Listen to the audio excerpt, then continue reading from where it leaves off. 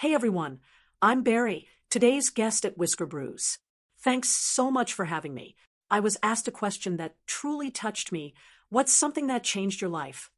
The answer is something deeply personal, a memory etched into who I am. And I'd like to share it with you. When I was in fifth grade, I became seriously ill.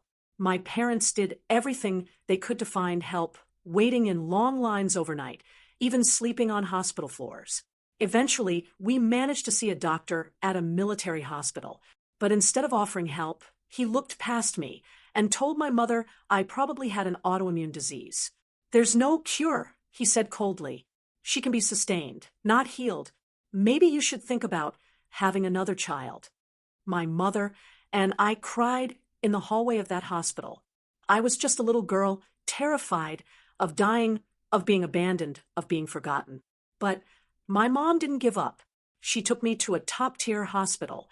When she couldn't get a proper registration, she marched me straight into the director's office, wiping her tears, pleading for help. That day, sunlight streamed through the window behind him, making him look almost golden. He welcomed us warmly and promised to take care of me. He asked if I was still going to school. I said yes. So he made sure I was the first patient every time I visited at 7:30 a.m., so I wouldn't miss class.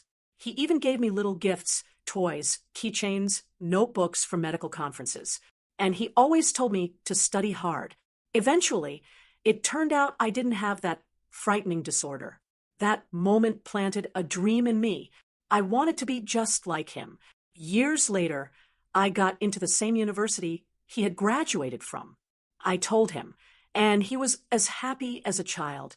I said, "You planted the seed of love and hope in my heart." During my internship, I was assigned to his hospital. By then, he was past 60, officially retired, but still serving patients. We'd grown close over the years. I even called him Grandpa, but when I went looking for him at his clinic, his name wasn't listed.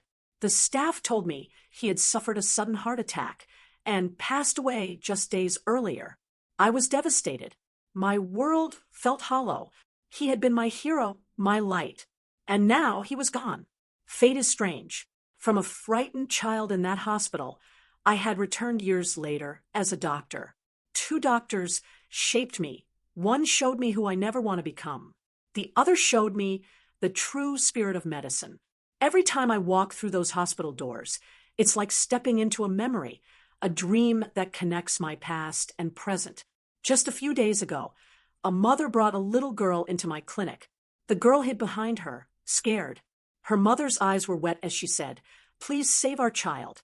The other hospitals have given up." It was déjà vu. The words, the pain, all too familiar. I smiled gently and said, "Don't worry. Don't cry. I'll add you to my list." After the consultation, I gave her my personal number and asked, "Is she still in school? Then come in at 7:30 every time. I'll see her first, so it doesn't affect her studies." Now, it's my turn to give back, to be the doctor someone once was for me, to carry that love forward. I carry a heavy responsibility on my shoulders, and I hope that somewhere up there, Grandpa is proud. Thank you all for listening. And if there's something that has forever changed your life, I'd love to hear your story in the comments. Take care.